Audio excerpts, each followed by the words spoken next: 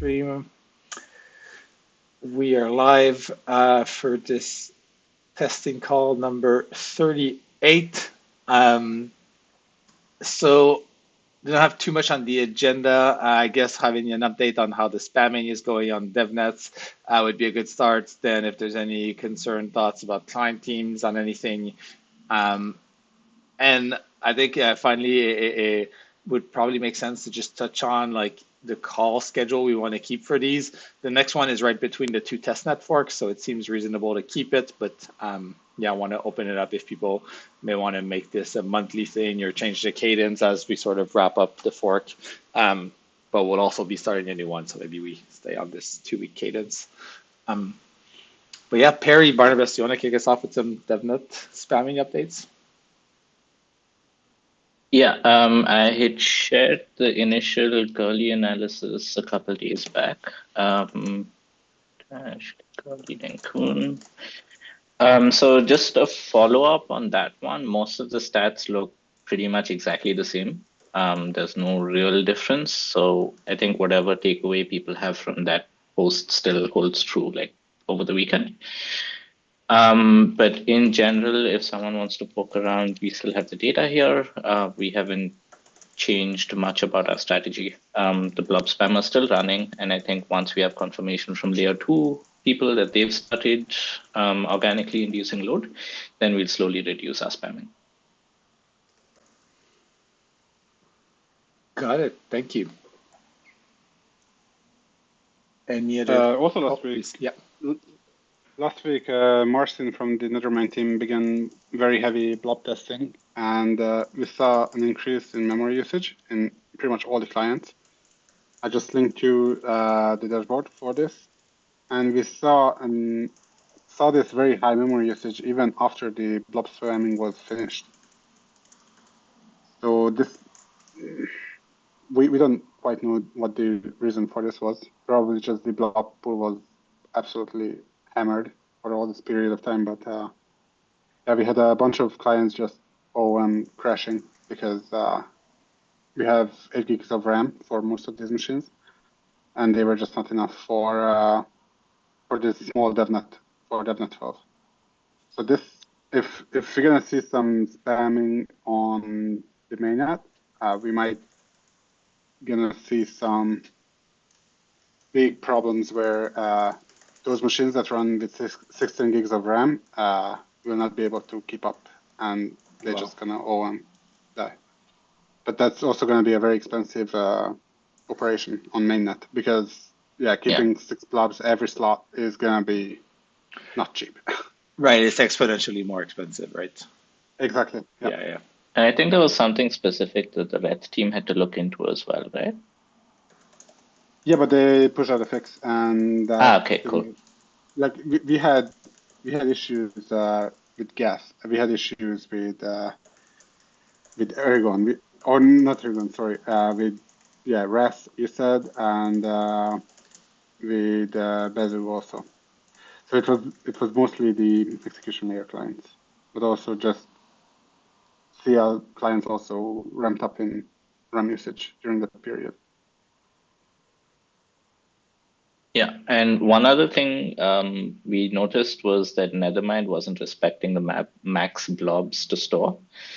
So they were just basically eating up disk space until they just didn't have any, and they fixed that now. Yeah, they were using like 50 gigs more than every other client. Yeah, and it was a clear regression, so should be fine now.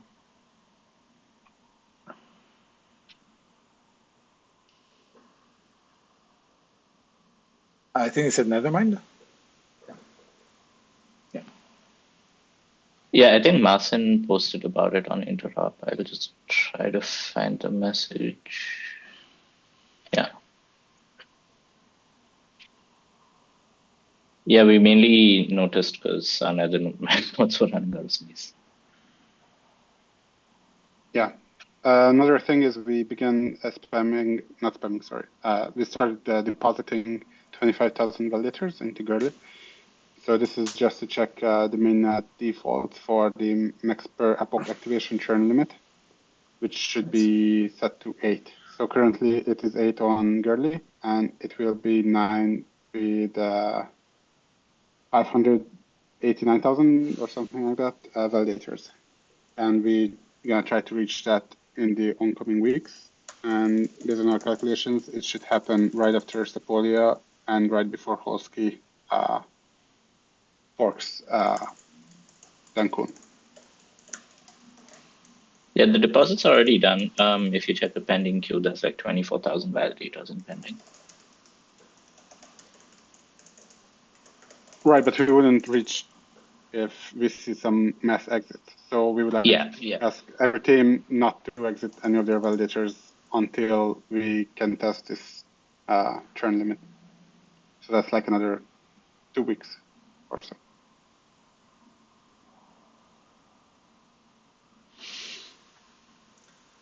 And do we know when the first blob will expire? It should be the 8th of February. Okay, nice. So right after, right after our last, right after our first testnet goes live, right? Okay. Wasn't it like 5th of? I thought it was 5th. Oh, no, actually, yeah, you're right. I think it's 5th even. Yeah, it's 5th. Yeah. I think I posted a message somewhere. Actually, no, sorry. So this will be right after Holsky. Not so.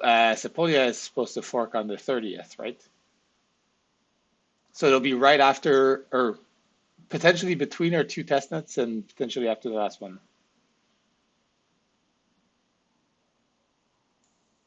Yeah, I think we basically had everything in play to make a decision on the 8th of February about mainnet.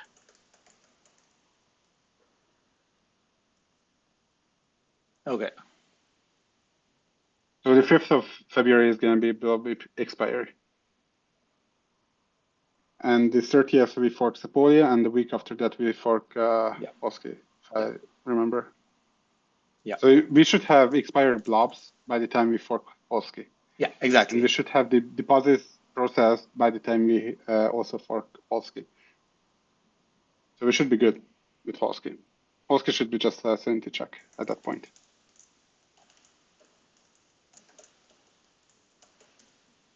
Sweet. Okay, and Alex is saying there seems to be some issue with blob scan. Yeah, it's on our side. The issue is purely on our side. They have a Gurley instance running somewhere. Okay. Yeah, I was just looking last night and some things looked off or just were broken, but as long as we're aware. That's like the main thing we have, I think, to look at blobs without hitting APIs. So it'd be useful to have running. Yeah, blobscan.com just resolves not Gurley. Yeah. So if you go to blobscan.com, you will get in the top left corner you can see that it syncs to or the network is selected Gurley, and it will. But I think the stats stuff is broken still. They're not showing any of the statistics. Yeah, they said that they are fixing that today. It was some reorg issue that they were not able to process, and they have some chart issue also. But it should be all fixed by today, hopefully. And our RPC endpoint is offline now for DevNet 12. Because I had to resync the RPC endpoint, and it hasn't finished yet.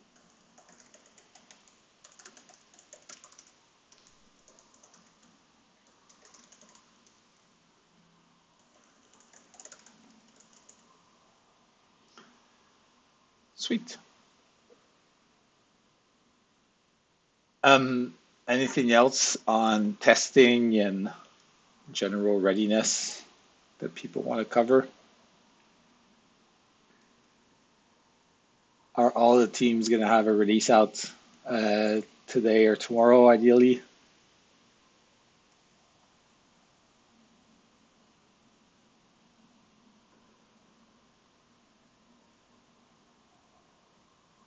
Okay, I'll take the silence as a yes.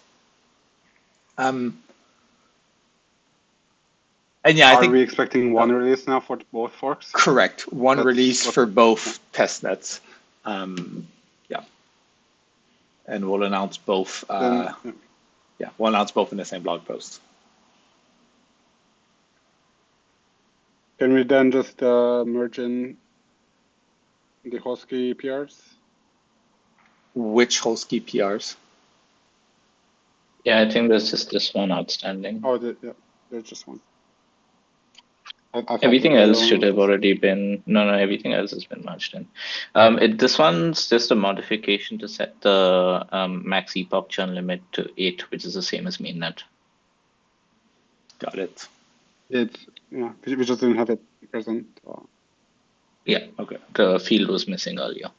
Yeah, let's definitely merge it. Yeah, it's been open for 4 days. Yeah, I'd say let's merge it today or at the latest tomorrow morning if there's any objection on it. Yeah, who can merge this? Who's like I should have the Oh, right. Yeah. Okay. okay, it's merged. Nice, awesome.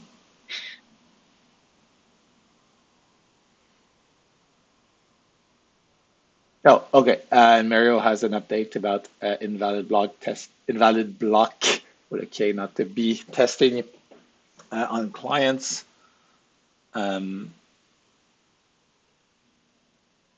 Sweet. And then, yeah, I would definitely keep our call 2 weeks from now so we can review how the testnets went, potentially have some blobs expire depending on the exact time that happens. And then we'll see after that one if we want another one 2 weeks after that. That might be right before mainnet, so there might be value or, yeah, let's figure it out then. I think there's one other doc, if we have the time, I just Yep. wanted to go through, which is the AttackNet doc. Nice. So this is the tool where we can control a lot more parameters in the network. So you can imagine you can do network latency, packet drops, split network views, messing with time on the network and stuff like that. There's a couple of test scenarios we wrote down that we think would be a good use, but yeah, the question is still what's most useful for the client teams and what data do you guys want us to collect and how do you want us to show it to you and so on. So it would be great if you can have a look at the doc and then either DM me or leave comments or whatever you can.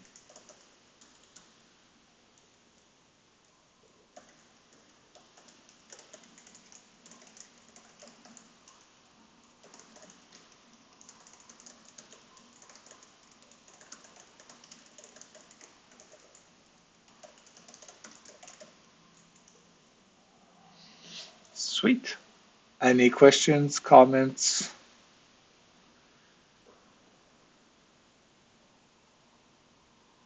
Okay, and yeah, it's probably worth posting AttackNet more broadly in the R&D Discord somewhere. So there's more eyes on it.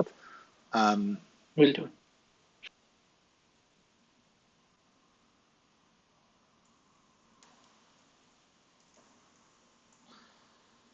Okay, anything else before we wrap up?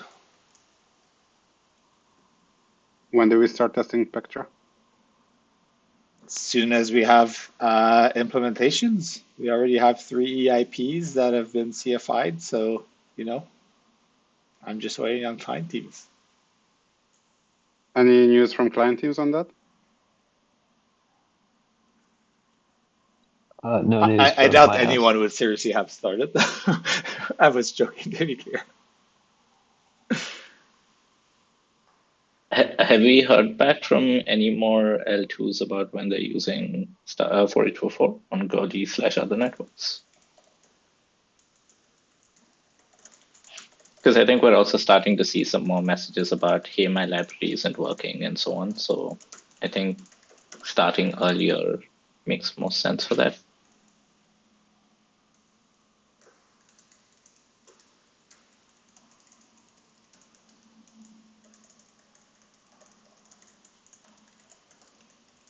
Is the OpenStack DevNet going to be on Goerli?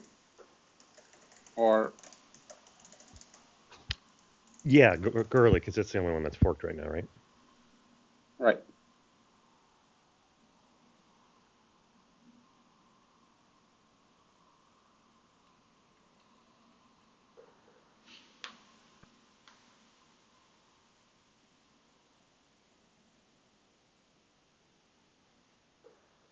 Sweet.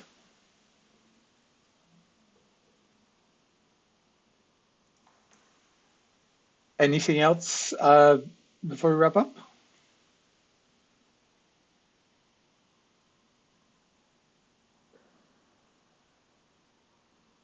Okay, well, thanks everyone. I'll be monitoring all the releases pages on GitHub and pinging you tomorrow midday if I haven't seen anything there yet. And yeah, let's get the last 2 testnets done.